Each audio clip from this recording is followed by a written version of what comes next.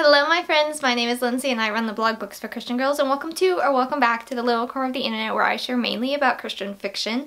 Today I'm talking about Christian fiction and clean fiction, and they're all found on Kindle Unlimited. At least as of the time I am filming this. I probably should double check, but hopefully they still all are. I don't see too many books disappear off of KU, so I think we're safe.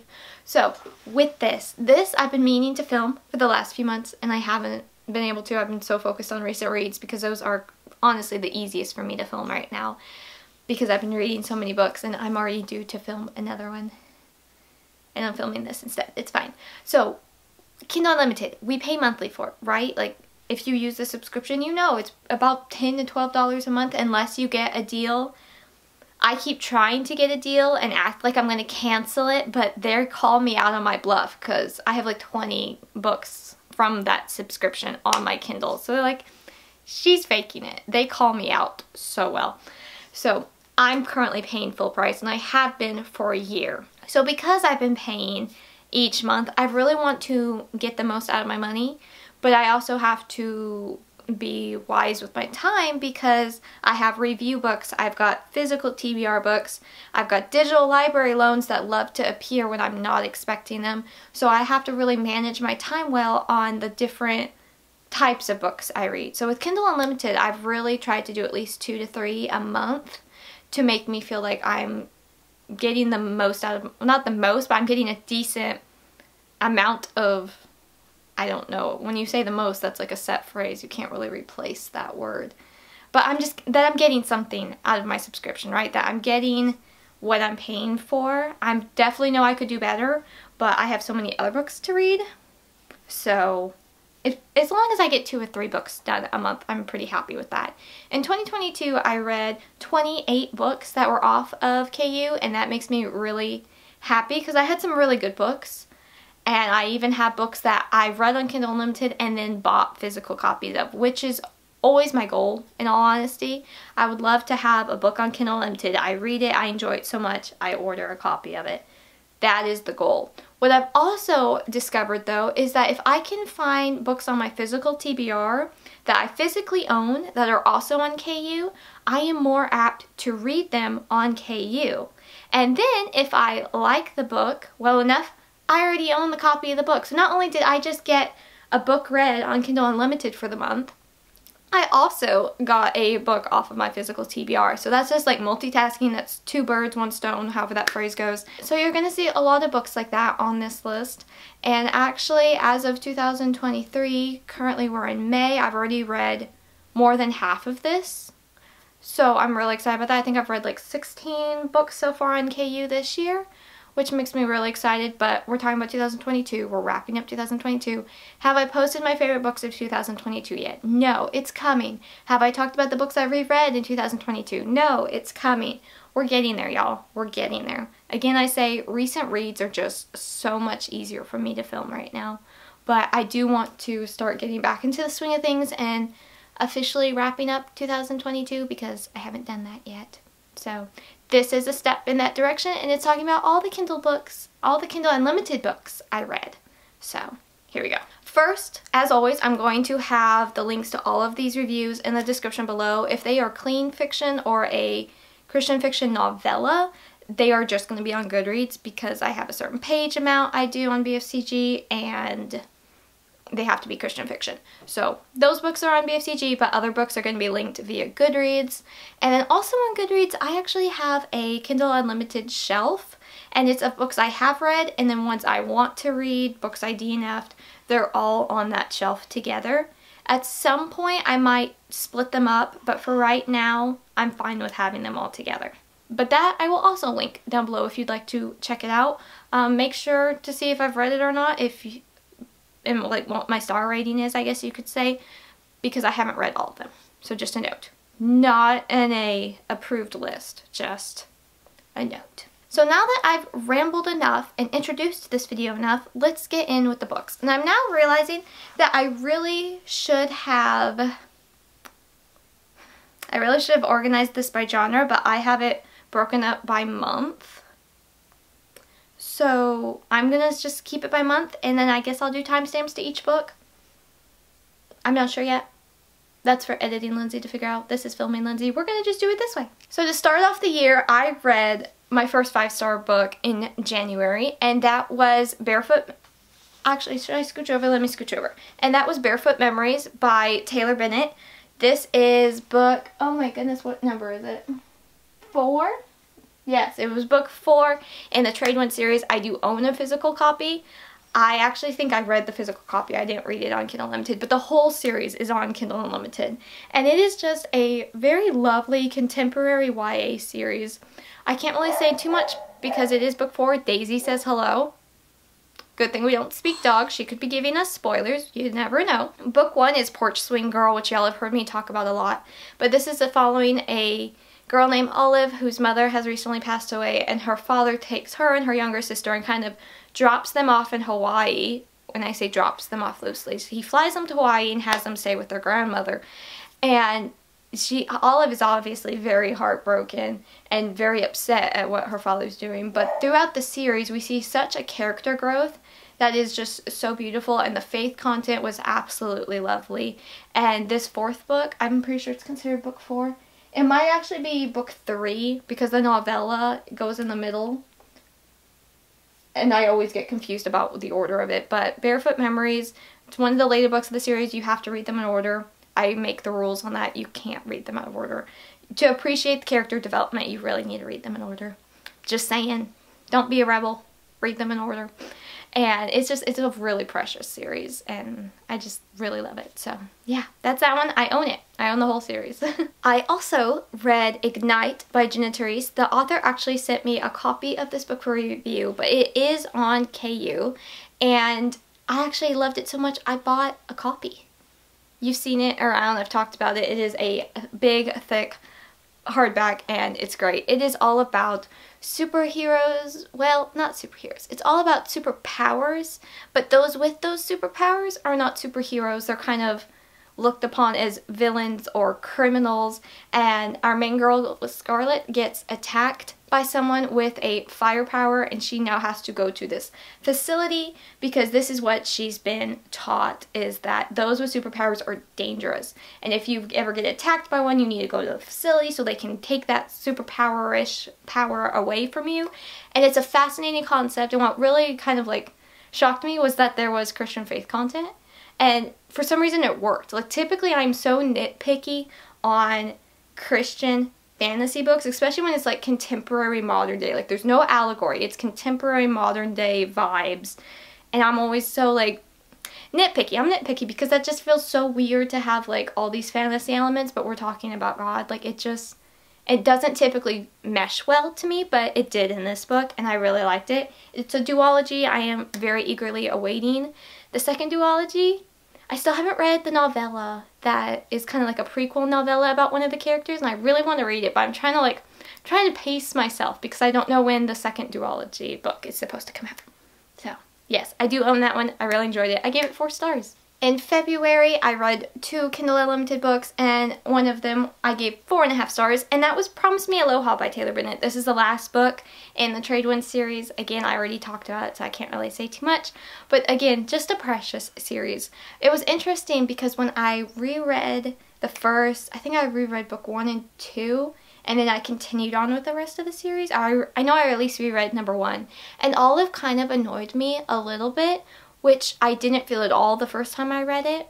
But when I reread it in the second read through to be able to continue on and finish the rest of the series, she kind of bothered me a little bit. So I just want to give that, I guess, suggestion that if she bothers you at your first read through whatnot, give her time, give her grace, read the next book, and I think you're going to be impressed with the character development that really starts in the third and on book. It's also a really sweet, just clean romance. I was giggly over a lot of parts, so it's just really cute. It's very sweet. It is a series I would, like, let's say, if you like the Kristen McGee's contemporary trilogy, which is like Right Where I Belong, Starring Me, First Date, that trilogy, I totally did those out of order. There is a proper order. But if you like that trilogy, I think you would really like the Trade Winds series as well. I know I talk about them often. They're on KU. The whole series is on KU, so there you go. Yay! So the next book is The Spice King by Elisabeth Camden. And if you have been seeing this book talked about on the Christian BookTube community, it's a really good book. I gave it 4 stars.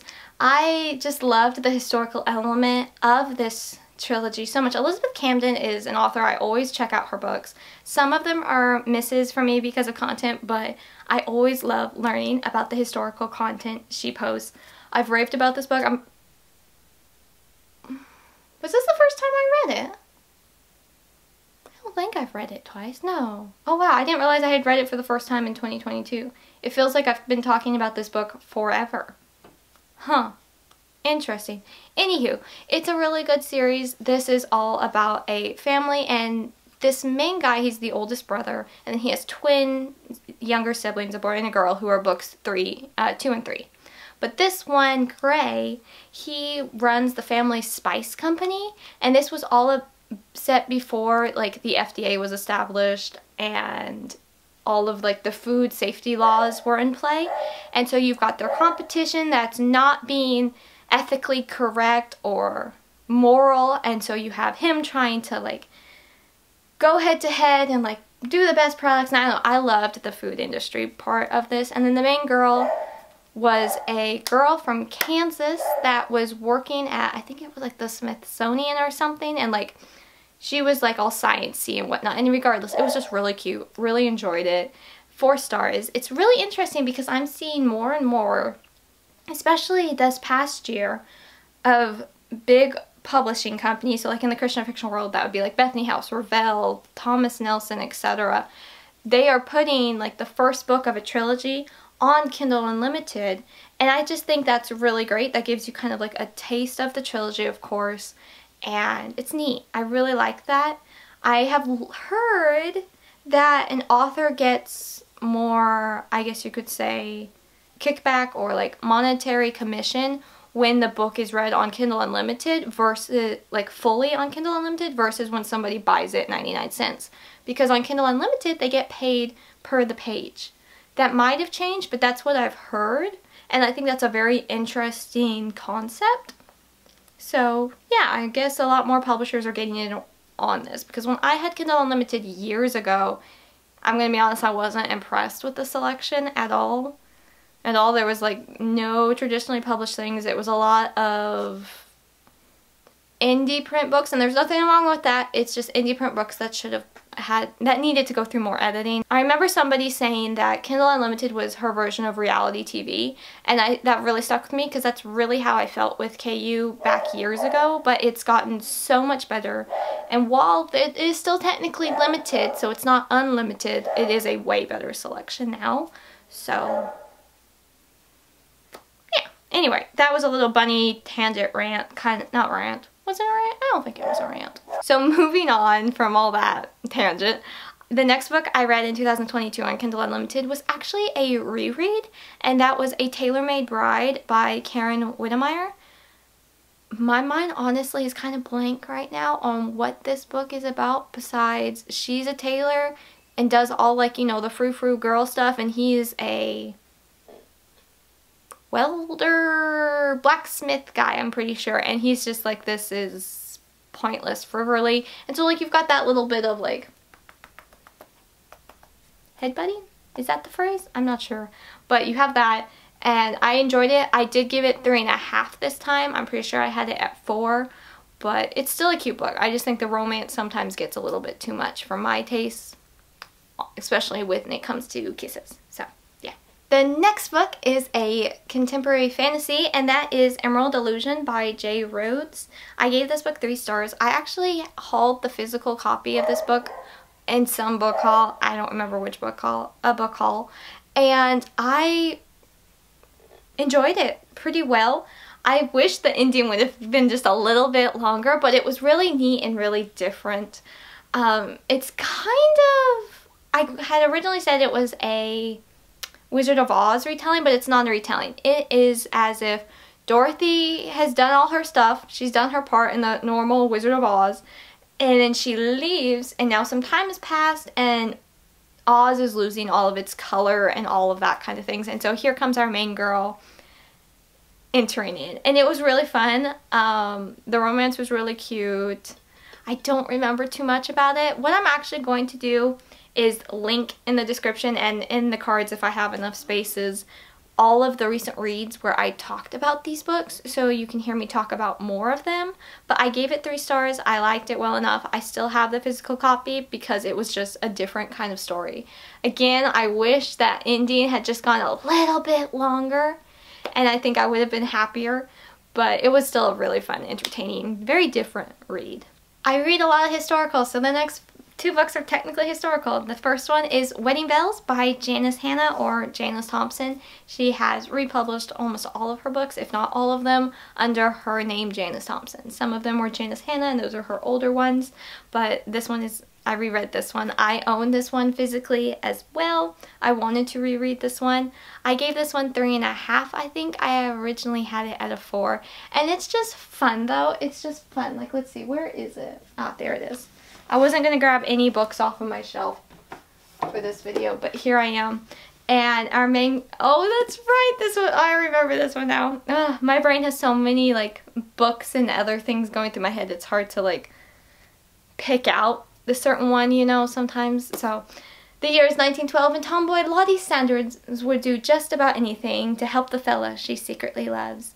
When Gilbert Parker's, I can't talk. When Gilbert why is Gilbert Parker so hard to say? When Gilbert Parker's family lodge faces financial ruin, he suggests putting on a melodrama to draw in a crowd and appeals to Lottie to direct the show. Her plan is to bring in actresses from across the country's sabotage when the local men turn it into a hunt for brides. And so, yeah, it's just fun. It's entertaining. I still enjoyed this one. It is on Kindle Unlimited. So the next book is the 3rd book in a trilogy. You technically can read them out of order, but the whole trilogy is fun, so I suggest just reading the whole trilogy. And the 3rd book, though, is Protecting the Poor, and it's by Amanda Tero. I gave this book 4 stars. This whole series is just so much fun because they are fairy tale retellings, but not in a romance heavy or just even a romance way. It's very much more like that family love, platonic love, and I love that so much. Sibling love, like, it's so cute, and it's so nice to see how the author just really made this series her own, and it was so precious. So there's a Cinderella and a Sleeping Beauty, and this one is Robin Hood, but I also got aspects of, like, Moses and Aaron from the Bible, and I just thought that was just such a neat mixture. And this was bittersweet though, because it is the last book, and then we kind of, at the very end, we get like a catch up of how all the characters have been, and it was just lovely. So yeah, really good series. I would recommend this one to almost all ages because it's clean, it's fun, there's good biblical content. It's really good. The next book I read was a clean fiction book, and that is The Royal Spy by Cassie M. Shiels. I don't recall honestly anything about this, so I'm re-looking at my review. It was entertaining. I started it on a whim. It was super clean though, so yay to the author for that. Things are a little bit too perfect for the main girl at times, but it's a short book, so things need to be easy so things can progress. Yes, yes. And overall, I just really enjoyed it more than I thought I would. It was a decent read that distracted me. I don't remember what it's about though. What was it about? That was my thoughts, but what was I thought? Oh, that's right. She's a princess spy. She's a princess, but she also is like a spy on the side for her father. I don't remember. I honestly don't remember. It was clean though. Like, I recall nothing dramatic. I have nothing dramatic noted. I did enjoy it. I really enjoyed it. It was clean. I don't remember anything about it, but you know, princess spy, hello. Those are 2 buzzwords for me, so I was going to check it out. So if you are the same way, it is a clean book. I also read Return to Boone's Hollow by Sawyer. I gave it 5 stars because I love this duology so much. The first book is The Librarian of Boone's Hollow, which y'all know I love, right? Y'all remember me just raving about that book a few years ago now? I love it so much. This is the sequel, and it features more of Bettina and her story, and she was a little much in the first book, right? I think most all of us would agree to that. But it was so nice to see the character development, to see her side of the story. And it's set a few years later, so it was just sweet. It was good. It was fantastic. I love the duology so very much. Definitely one of my favorite historical books of all time is the first book, and then the second book, if I can squeeze that into the list as well, I definitely will, because it's just such a good, it's wholesome, it's clean, fantastic faith content, and just very sweet romances, and just, I cried, I laughed, it moved me, Bob. No. But yeah, I just really enjoyed that book, and there you go. June, I read quite a few books on Kindle Unlimited actually. So the third book for that month was Once I Knew by Victoria Lynn. I own this one physically. I have not read the second book yet though. The second book released over a month ago now, and I still need to read it, but that's 2023's list. For 2022, I read the first book. This is a non-magical fantasy about a main girl named Violet who discovers a hurt kind of knight guy. It's a Kingsman. I think that's a knight. Pretty sure that's a knight. And she discovers he's hurt. But then there's more that meets the eye. And it's just, I enjoyed it. It was a good story. Definitely looking forward to reading the second book. What else do I have to say about it? I don't think I have anything else to say about it. Good faith content. Sweet moments. Yeah, I think that's all I got. I also reread my favorite suspense trilogy in 2022, and the first book is on Kindle Unlimited, and I highly suggest it, and that is Deadly Devotion by Sandra Orchard. I would not hush up about this book about June, July, August of last year, because I reread it, and I read it with some booktube friends, and they all really enjoyed the first book, and I was so thrilled, because it's so nerve-wracking when you recommend a book, and somebody tells you, oh, I'm going to read it, and then you see on Goodreads they are reading it. It's nerve-wracking. Like, I kind of just want to, like, spam message them asking questions, because I hope you like it. But, like, if you don't, no pressure. Obviously no pressure, but I hope you like it. So the fact that they all really enjoyed it just, like, it made me so happy. I was so happy. But, yes, okay. Anyway, that's enough fangirling about my friends that enjoyed the book, though I'm so happy they enjoyed the book. Deadly Devotion is...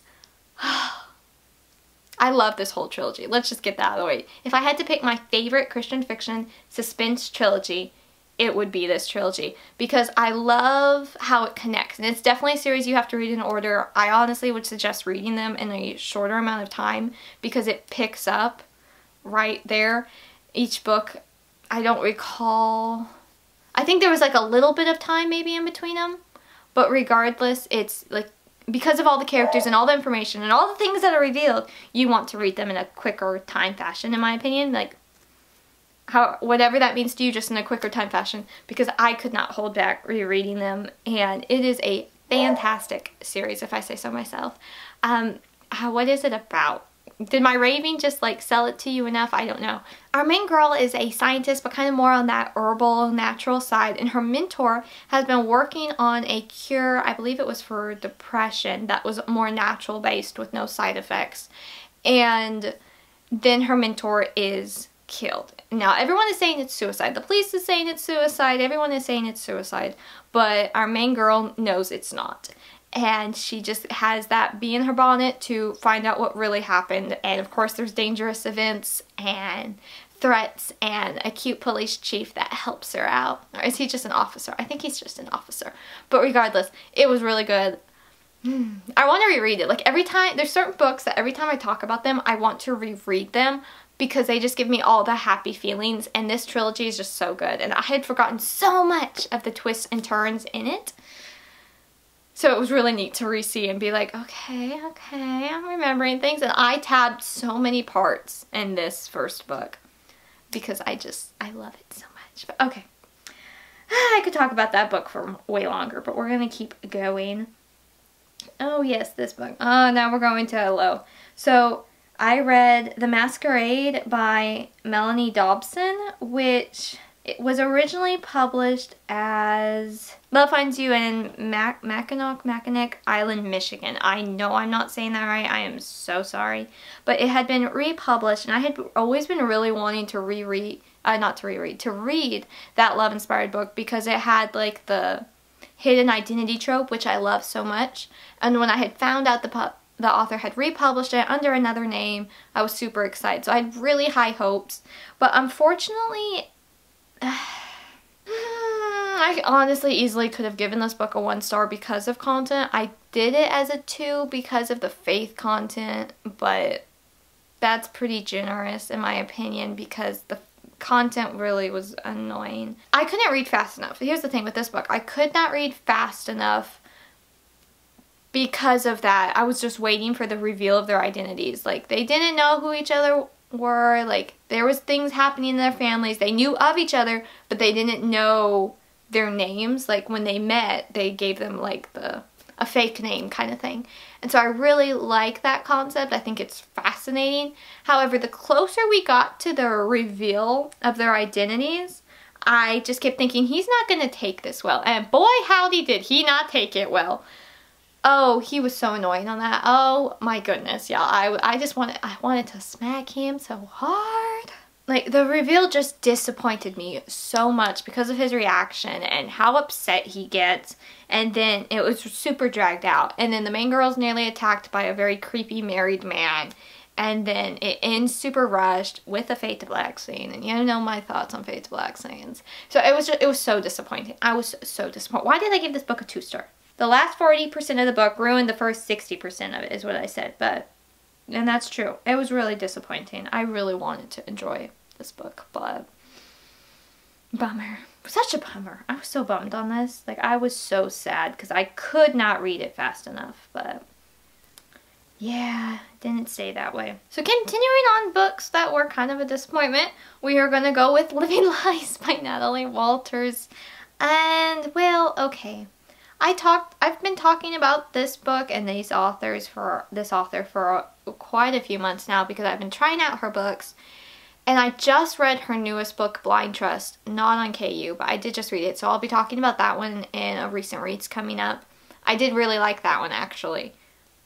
But all the other books I've read by this author have not been it for me. And this book started it off because it is just so sad. And by sad, I mean on the depressing side. The main girl is struggling with, she's newly widowed. She saw her husband murdered. And then she's already struggling with depression, and I think it was, who was calling me? I don't know you. Suicidal thoughts and a depression. She's a single mom now.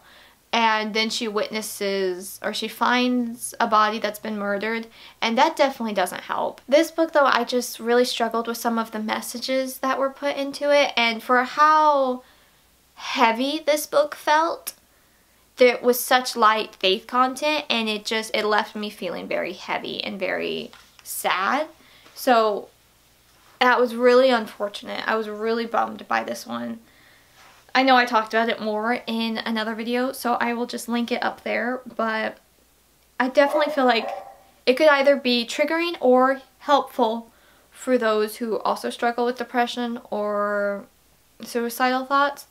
But at the same time, as a Christian, I don't feel like it would help a dramatic amount because the faith content was so watered down. And I hate to use that phrase, but that is really how it felt to me.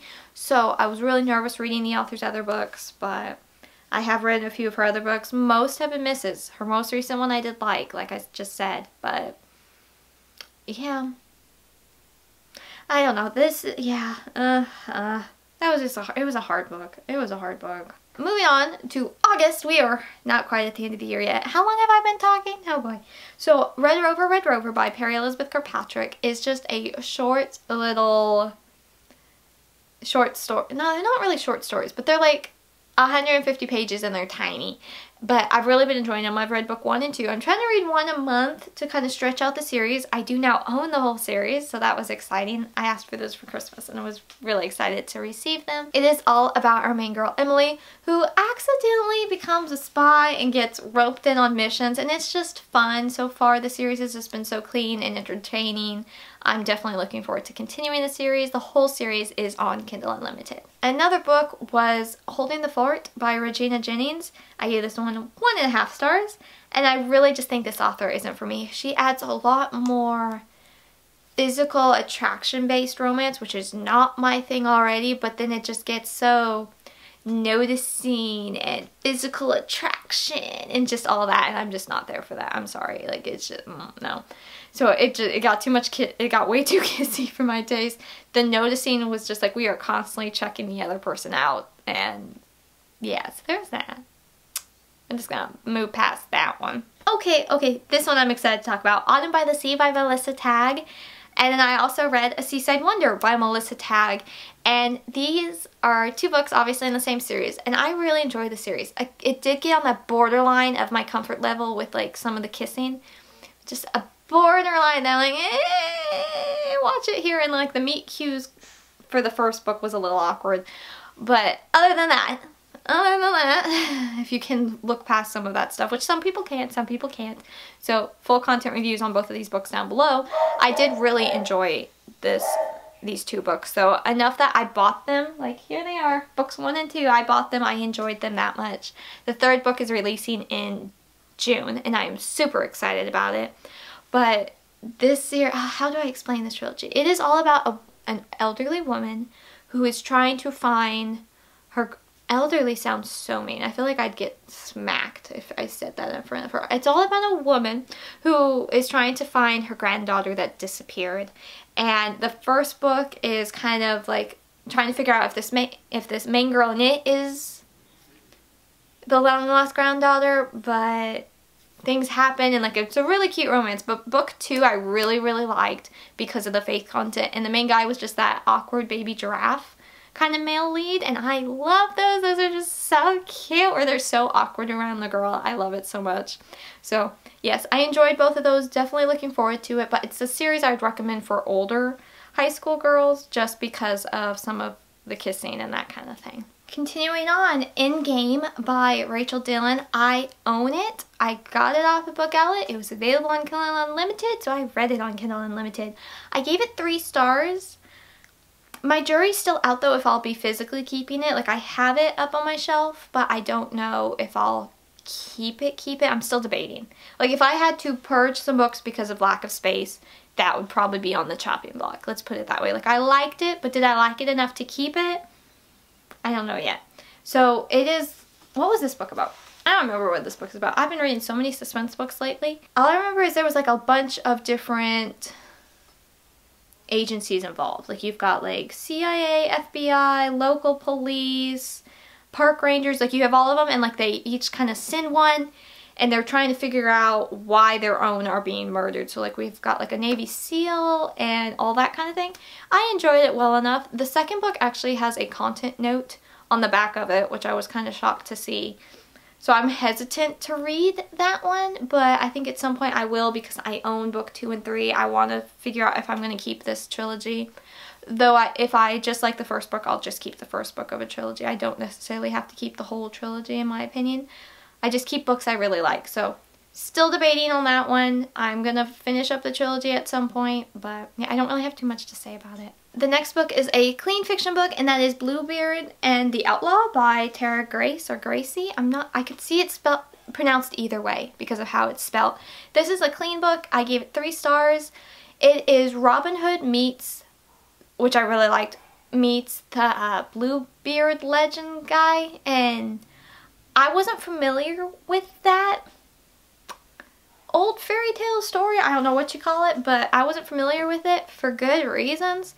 And so I did really like the Robin Hood aspects of it, and that like her brothers are all her merry men and all that kind of thing. Like, that was really cute. The Bluebeard aspect was a little like, and I think it had the fays or fairies or whatnot in it as well. Something like that. Which, I don't know my feelings on that. I haven't read enough of those books to know my feelings on those. But the Bluebeard part kind of was like meh. That was just weird. If you know the story, you know it's weird. So, I mean, it was clean. It was entertaining. But the Bluebeard parts were just weird. So, yeah, there's that. Next, we have Never Let Go by Elisabeth Goddard. I gave this book 4 stars, and I've now read 4 books by this author. And this is by far my favorite. It is all about a main girl whose grandfather runs a kind of private detective agency, but it's more in the way of they try to find people's like missing grandchildren or long lost brother, like they try to find like family relations kind of thing. And so you've got a lot of like going through genealogy things and all that kind of fun stuff. And I love that aspect. So that honestly made the book to me. I honestly can't tell you anything else about it though off the top of my brain. The main guy, what was him? What was he doing? He was a brother. He was the youngest brother. Because the trilogy is about the 3 brothers. What else do I remember? This has become a test of my brain now. I guess that's not really a good sign that I don't remember the book and it hasn't been like well, no, it's been about 6 months since I've read that one. So maybe, do I get a little grace for that? I have read probably 80 books since I've read this book. I think that'd be fair to say. At least, I know 60 for sure. But I've read quite a few books since I've read this one, so do y'all expect me to remember everything I read? Because I sure don't. I just remember I enjoyed this one. I love the whole finding hidden family kind of trope. And the mystery aspect. The suspense was good. I liked it. 4 stars. It was definitely my favorite book in the trilogy. Okay, so moving on to a clean trilogy that I talked about. And I'm honestly probably just going to link my video for that. TL, because I don't remember anything. Like you don't think I remember much. I don't remember like anything about this trilogy, but it's, Kingdom of Feathers, was that the name of the trilogy? I don't know, but it's Feathers of Snow, Feathers of Blood, Kingdom of Feathers. Okay, so no, that's not right. I don't remember what the trilogy name is. Feathers of Snow, Feathers of Blood, Kingdom of Feathers, all by Alice Envia, I'm not sure how to pronounce it. I gave like 3 stars, 2.5 stars, 3 stars. It's just a clean fantasy series. It reminded me of some of my Korean manhwas, so that's why I read it. And literally I read like these 900 pages within like, I think I read them within 24 hours, or like 36. I think I read them within 36 hours because I was just like wanting to read something, and that one, and yeah, it was good, I guess. I mean, I liked it well enough. If you like more fantasy concepts, you'll probably be fine with it. There was magic. There was, like, I think talking birds, all that kind of stuff. Again, I have my reviews linked down below, y'all. I'm trying to remember these books. And in all honesty, when they're clean fiction, unless they were superb, like, absolutely fantastic, I'm not gonna remember them because it's kind of just it's a Hallmark movie. You watch it for 2 hours and then you don't think about it again unless it was really good. Can I give that example? Would y'all agree to that kind of example? So I liked them well enough, but would I reread them? No. They were entertaining for that time. They were clean enough. Yeah. They weren't excellent. I would not buy physical copies, but they kept my attention for those 36 hours that I read the whole trilogy in, so. I honestly didn't figure out the whole magic concept though, probably until the 3rd book, so. There's that in me and my not fantasy brain, but yeah, that's all I got on that series. Sorry, y'all. The next book is The Uncertainty of Fire by Stephanie Daniels. I gave this one 4 stars. I really enjoyed it. It's actually a Christian historical fiction, but YA, and it was just so neat to see historical YA because I rarely ever see that, especially in the Christian market. I can think of like 5 books, including this one, tops. And I just really enjoyed it. There was great faith content, great character development, a lot of lesson learning for the main girl, but it was just so neat to see that world of my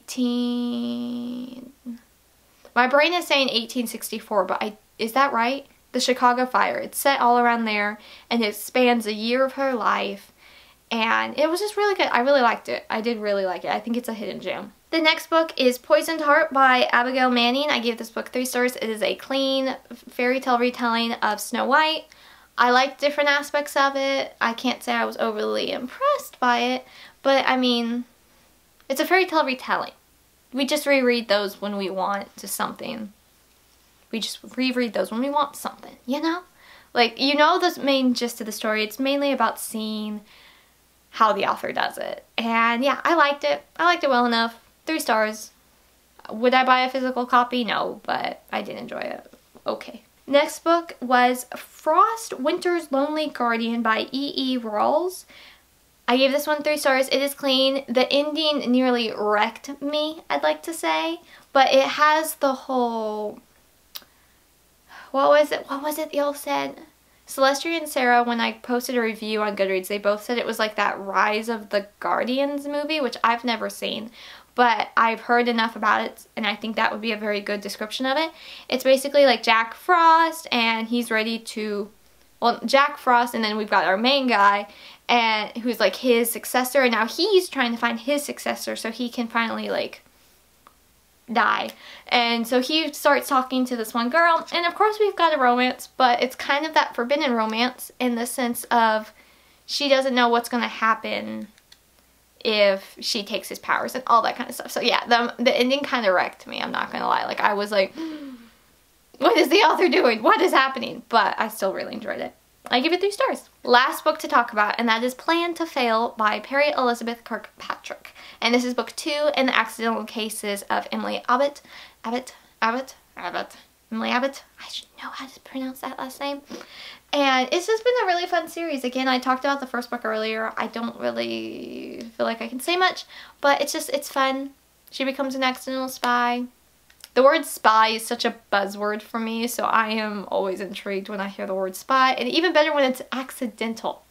She accidentally becomes a spy and just gets roped into these missions, and it's fun. It's just humorous. They're fun. I'm looking forward to continuing the rest of the series, and they're all on KU, and I own all of them.